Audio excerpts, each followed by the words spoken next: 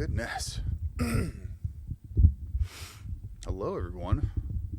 Welcome to today's next chapter, Chapter 3. I'm glad everybody's enjoying it so far. It's been super fun. I really appreciate the positive feedback and support. And I will get started right away. Chapter 3. Why Organisms Behave. The terms cause and effect are no longer widely used in science. They have been associated with so many theories of the structure and operation of the universe that they mean more than scientists want to say. The terms which replace them, however, refer to the same factual core. A cause becomes a change in an independent variable, and an effect a change in a dependent variable. The old cause and effect connection becomes a functional relation. The terms do not suggest how a cause causes its effect. They merely assert that different events tend to occur together in a certain order. This is important, but it is not crucial. There is no particular danger in using cause and effect in an informal discussion, if we are always ready to substitute their more exact counterparts. We are concerned, then, with the causes of human behavior. We want to know why men behave as they do. Any condition or event which can be shown to have an effect upon behavior must be taken into account. By discovering and analyzing these causes, we can predict behavior to the extent that we can manipulate them. We can control behavior. There is a curious inconsistency in the zeal with which the doctrine of personal freedom has been defended, because men have always been fascinated by the search for causes. The spontaneity of human behavior is apparently no more challenging than it is why and wherefore. So strong is the urge to explain behavior that men have been led to anticipate legitimate scientific inquiry and to construct highly implausible theories of causation. This practice is not unusual in the history of science. The study of any subject begins in the realm of superstition. The fanciful explanation precedes the valid. Astronomy began as astrology. Chemistry is alchemy. The field of behavior analysis has had and still has its astrologers and alchemists. A long history of pre-scientific explanation furnishes us with a fantastic array of causes, which have no function other than to supply spurious answers to questions which must otherwise go unanswered in the early stages of a science. Some popular causes of behavior. Any conspicuous event which coincides with human behavior is likely to be seized upon as a cause. The position of the planets at the birth of the individual is an example. Usually astrologers do not try to predict specific actions from such causes, but when they tell us that a man will be impetuous, careless, or thoughtful, we must suppose that specific actions are assumed to be affected. Numerology finds a different set of causes, for example, in the numbers which compose the street address of the individual, or in the number of letters in his name. Millions of people turn to these spurious causes every year in their desperate need to understand human behavior and to deal with it effectively. The predictions of astrologers, numerologists, and the like are usually so vague that they cannot be confirmed or disproved properly. Failures are easily overlooked, while an occasional chance hit is dramatic enough to maintain the behavior of the devotee in the considerable strength. Certain valid relations which resemble such superstitions offer spurious support. For example, some characteristics of behavior can be traced to the season in which a man is born, though not to the position of the planets at his birth, as well as to the climatic conditions due in part to the position of the Earth in the solar system or to the events in the sun. Effects of this sort, when properly validated, must not be overlooked. They do not, of course, justify astrology. Duh. Another common practice is to explain behavior in terms of the structure of the individual. The proportions of the body, the shape of the head, the color of the eyes, skin, or hair, the marks on the palms of the hands, and the features of the face have all been said to determine what a man will do. The jovial fat man, Cassius with his lean and hungry look, and thousands of other characters or types thoroughly embedded in our language affect our practices in dealing with human behavior. A specific act may never be predicted from physique, but different types of personality imply predispositions to behave in different ways, so that specific acts are presumed to be affected. This practice resembles the mistake we all make when we expect someone who looks like an old acquaintance to behave like him also. When a type is once established, it survives in everyday use because the predictions which are made with it, like those of astrology, are vague, and occasional hits may be startling. Spurious support is also offered by many valid relations between behavior and body type. Studies of the physiques of men and women predisposed to different sorts of disorders have from time to time held the attention of students of behavior. The most recent classification of body structure, the somatotyping of W.H. Sheldon, has already been applied to the prediction of temperament and of various forms of delinquency. Valid relations between behavior and body type must, of course, be taken into account in a science of behavior, but these should not be confused with the relations invoked in the uncritical practice of the layman. Even when a correlation between behavior and body structure is demonstrated, it is not always clear which is the cause of which.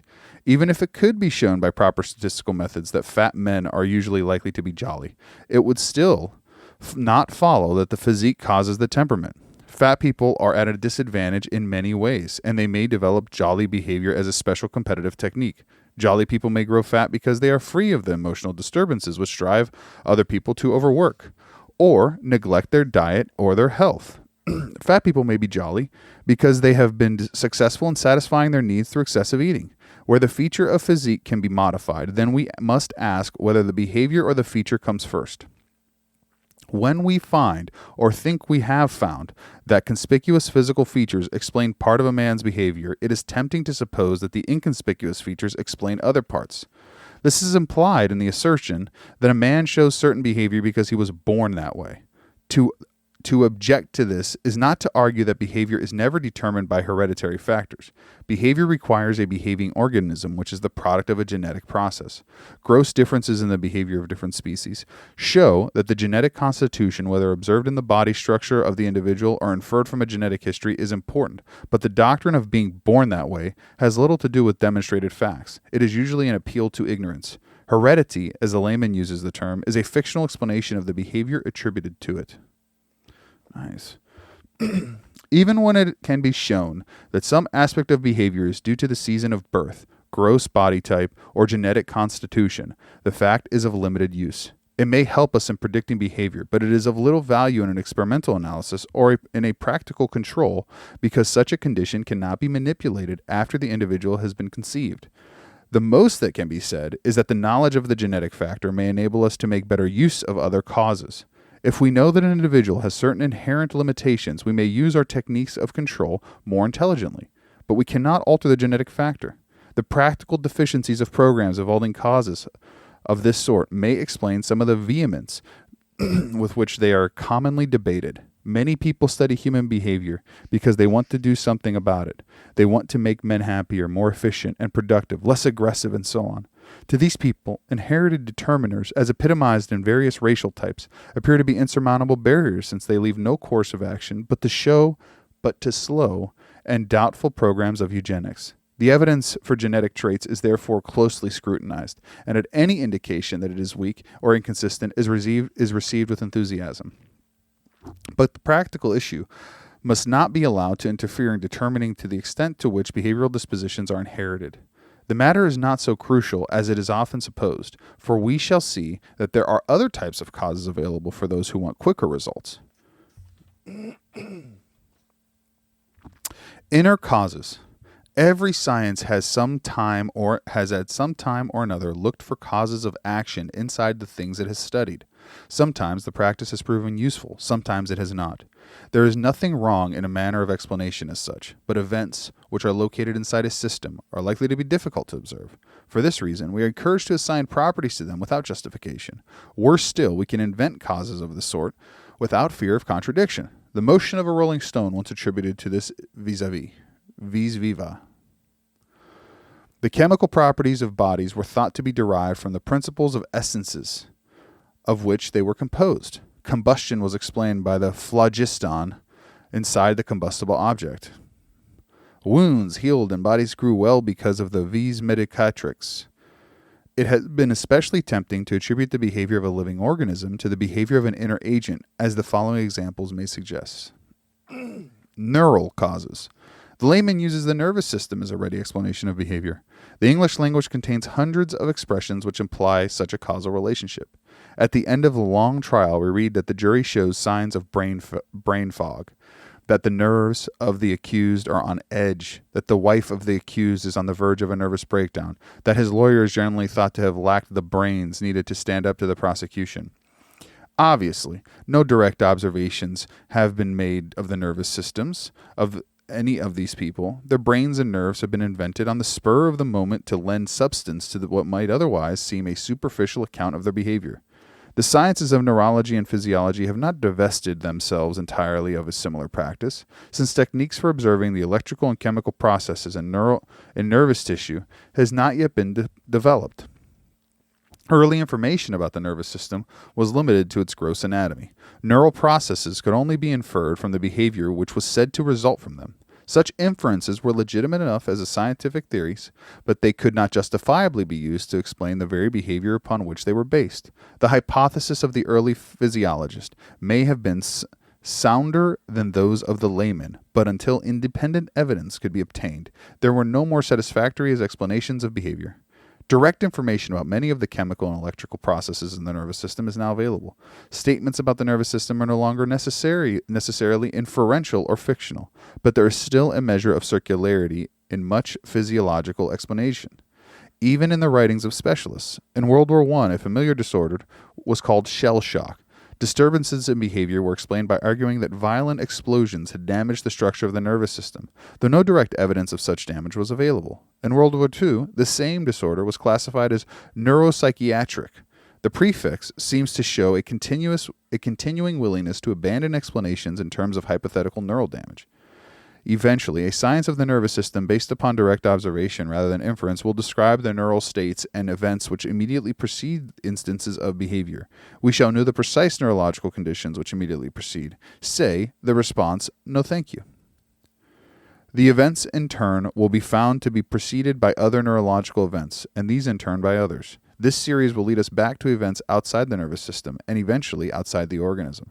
In the chapters which follow, we shall consider external events of this sort in some detail. We shall then be able to better evaluate the place of neurological explanations of behavior. However, we may note here that we do not have and may never have this sort of neurological information at the moment it is needed in order to predict a specific instance of behavior. It is even more unlikely that we shall be able to alter the nervous system directly in order to set up the antecedent conditions of a particular instance. The causes to be sought in the nervous system are therefore limited usefulness in the prediction and control of specific behavior. Psychic inner causes.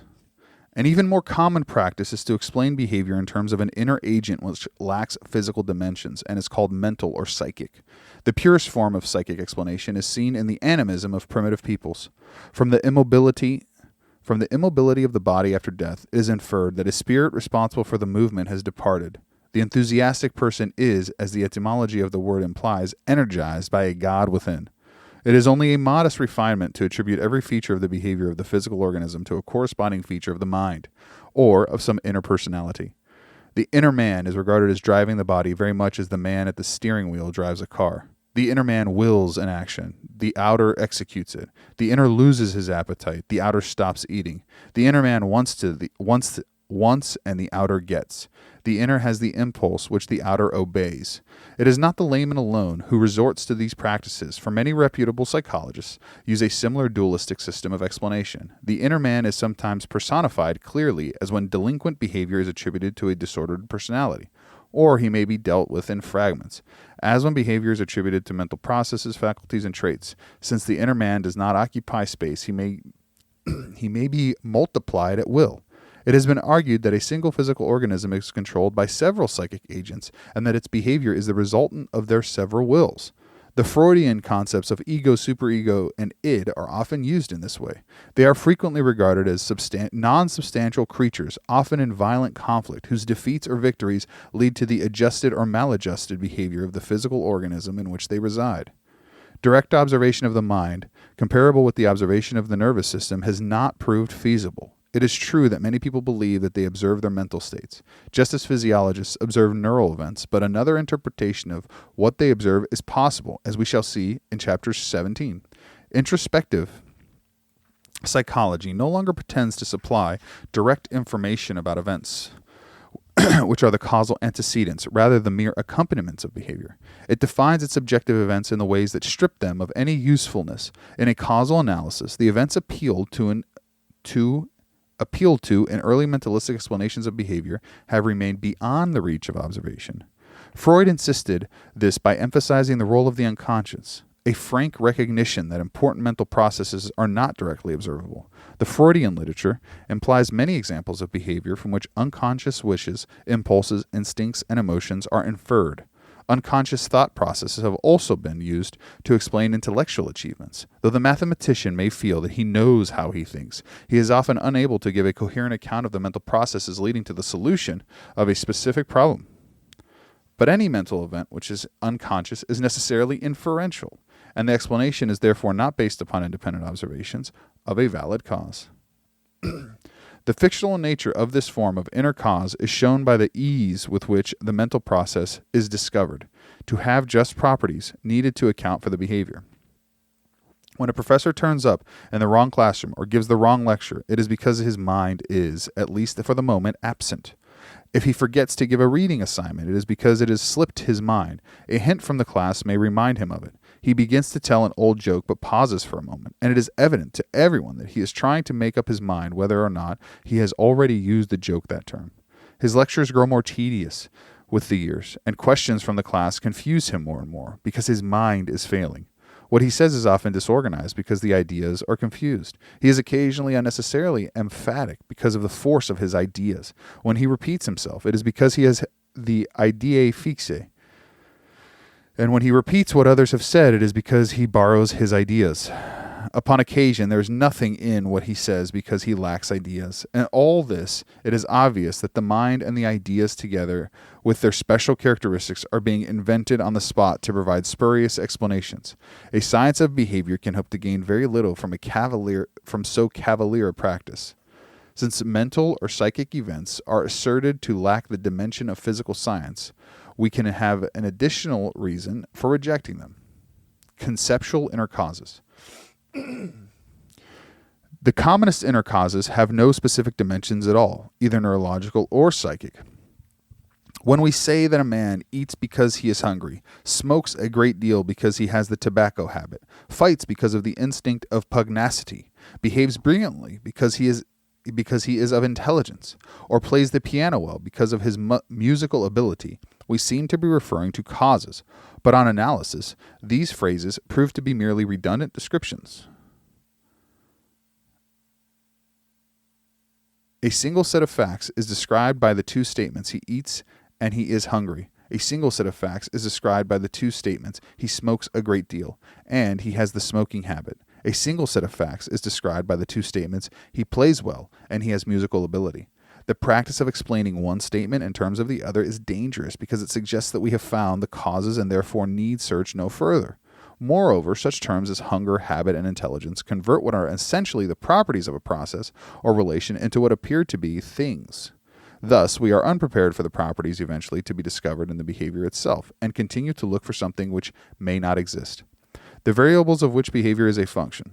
The practice of looking inside the organism for an explanation of behavior has tended to obscure the variables which are commonly available for a scientific analysis. These variables lie outside the organism and its immediate environment, and in its environmental history. They have a physical status to which the usual techniques of science are adapted, and they make it possible to explain behavior as other subjects are explained in science. These independent variables are of many sorts, and their relations to the behavior are often subtle and complex, but we cannot hope to give an adequate account of behavior without analyzing them. Consider the act of drinking a glass of water. This is not likely to be an important bit of behavior in anyone's life, but it supplies a convenient example. We may describe the topography of the behavior in such a way that a given instance may be identified quite accurately by a qualified observer. Suppose now we bring someone into a room and place a glass of water before them. Will he drink? There appear to be only two possibilities. Either he will or he will not. But we speak of the chances that he will drink, and this notion may be refined for scientific use. What we want to evaluate is the probability that he will drink. This may range from the virtual certainty that drinking will occur to virtual certainty that it will not. The very considerable problem of how to measure such a probability will be discussed later. For the moment, we are interested in how the probability may be increased or decreased. Everyday experience suggests several possibilities, and laboratory and clinical observations have added others. It is decidedly not true that a horse may be led to water, but cannot be made to drink. By arranging a history of severe deprivation, we could absolutely be sure that drinking could occur. In the same way, we may be sure that the glass of water in our experiment will be drunk.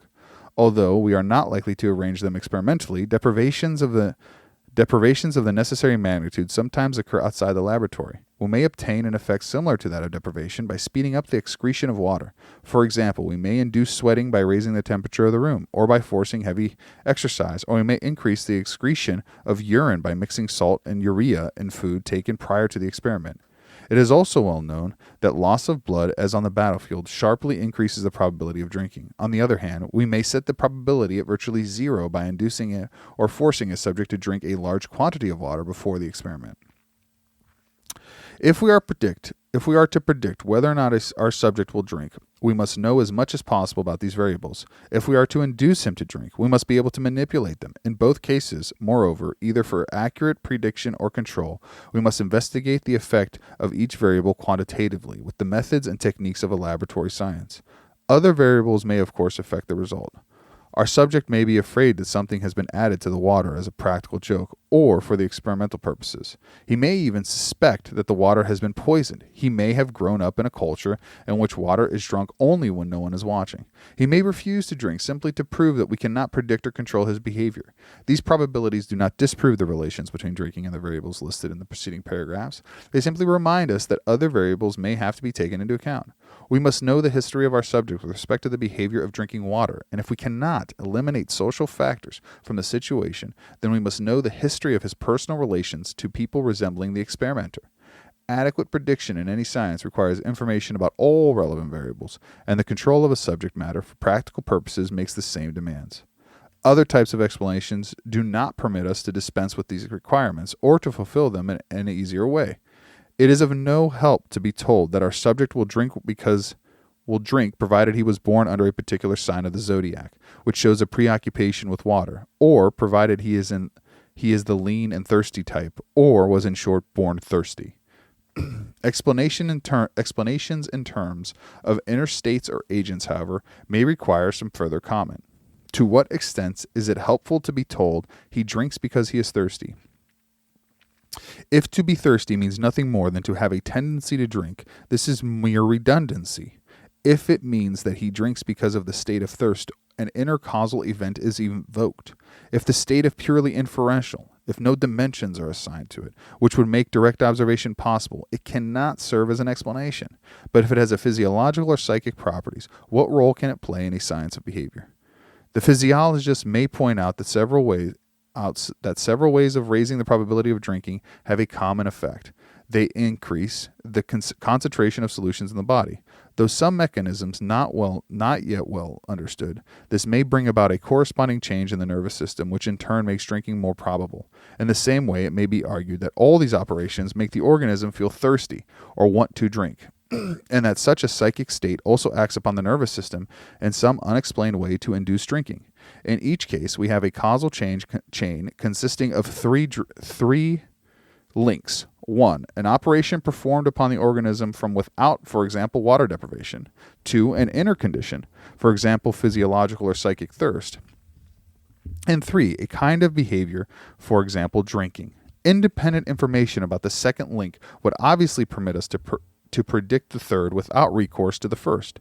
It would be a preferred type of variable because it would be non-historic.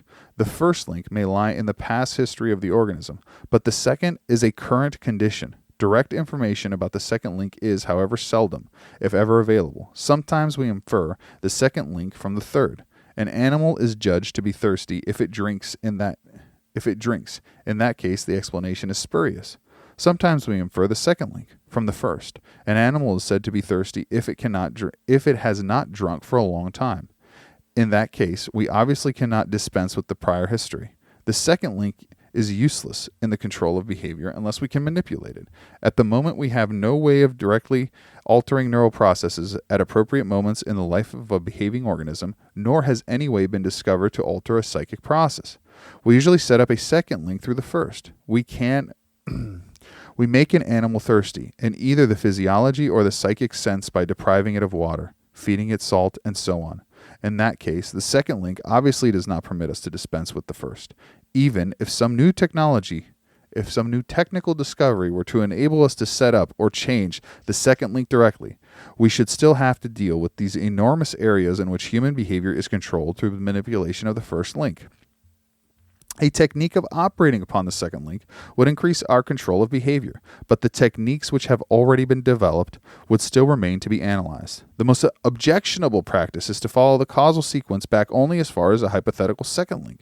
This is a serious handicap, both in a theoretical science and in the practical control of behavior. It is of no help to be told to get an organism to drink. We are simply to make it thirsty, unless we are also told how this is to be done. When we have obtained the necessary prescription for thirst, the whole proposal is more complex than it need be. Similarly, when an example of maladjusted behavior is explained by saying that the individual is suffering from anxiety, we still have to be told the cause of the anxiety, but the external conditions which are then evoked could have been directly related to the maladjusted behavior. Again, when we are told that a man stole a loaf of bread because he was angry, we have still to learn of the external conditions responsible for the hunger. These conditions would have sufficed to explain the theft. The objection to interstates is not that they do not exist, but that they are not relevant in a functional analysis. We cannot account for the behavior of any system while staying wholly inside it. Eventually, we must turn to forces operating upon the organism from without. Unless there is a weak spot in a causal chain so that the second link is not lawfully determined by the first, or the third by the second, then the first and the third links must be lawfully related. If we must always go back beyond the second link for prediction and control, we may avoid many tiresome and exhausting digressions by examining the third link as a function of the first. Valid information about the second link may throw light upon the relationship, but can in no way alter it. A functional analysis. The external variables of which behavior is a function provide for what may be called a causal or functional analysis.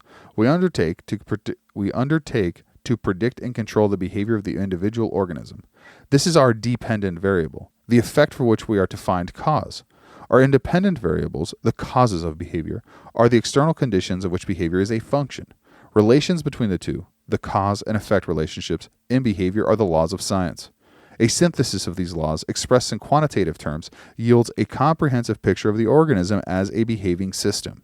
This must be done within the bounds of a natural science. We cannot assume that behavior has any peculiar properties which require unique methods or special kinds of knowledge. It is often argued that an act is not so important as the intent which lies behind it, or that it can be described only in terms of what it means to the behaving individual or to others whom it may affect.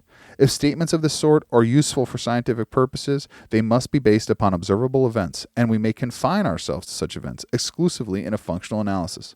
We shall see later that although such terms as meaning and intent appear to refer to properties of behavior, they usually conceal references to independent variables. This is also true of aggressive, friendly, disorganized, intelligent, and other terms which appear to describe properties of behavior, but in reality refer to its controlling relations.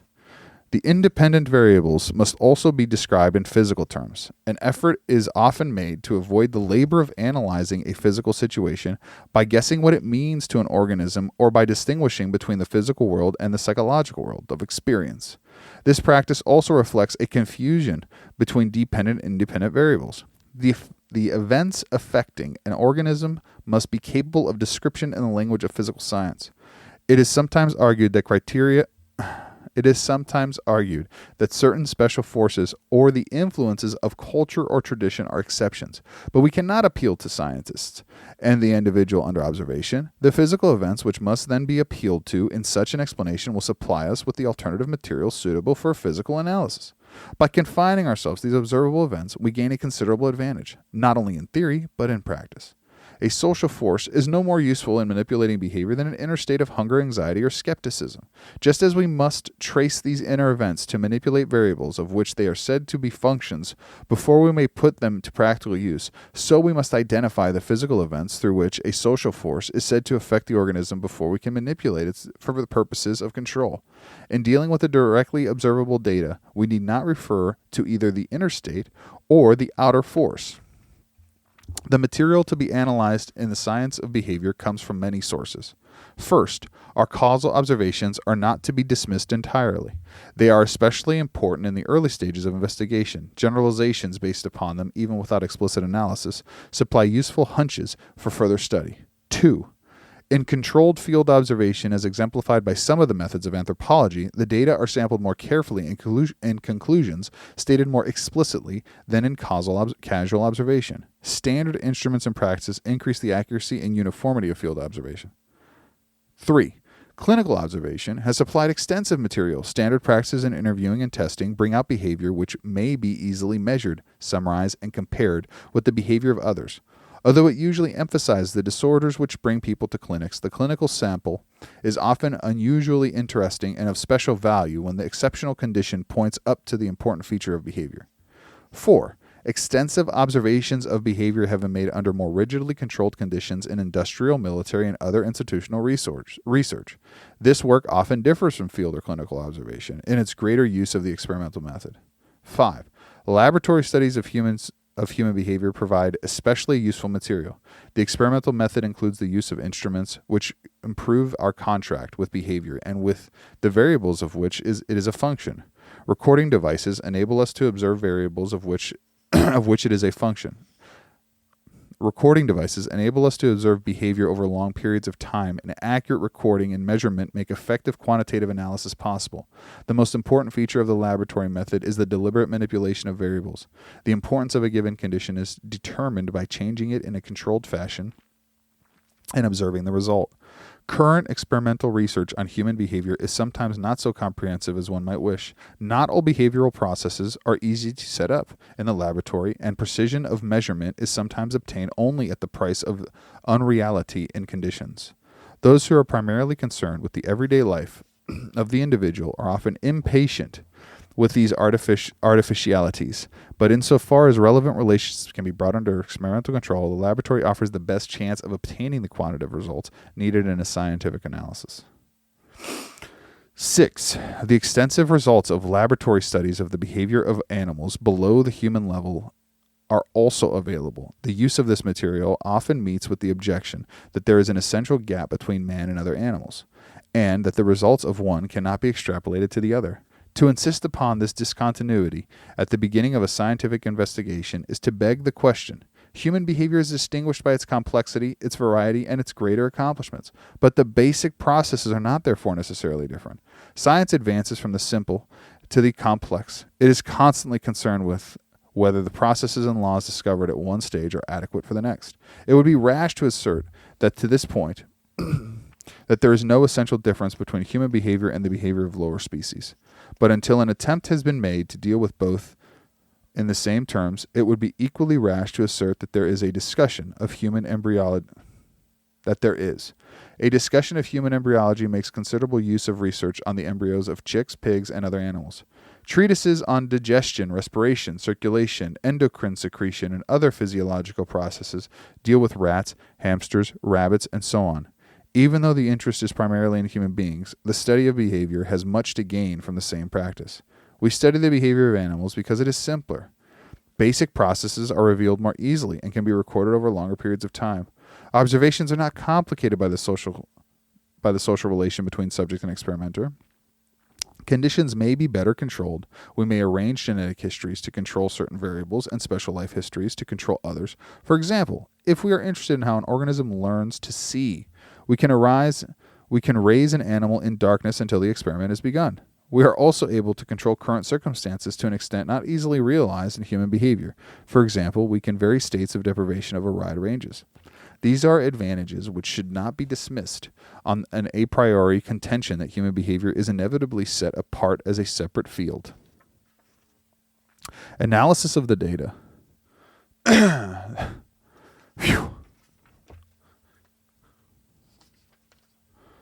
Analysis of the data. There are many ways in which data concerning human behavior may be formulated and analyzed. The plan to be followed in the present book may be summarized as follows. Section 2 contains a classification of variables of which behavior is a function and a survey of the processes through which behavior changes when any of these variables is changed.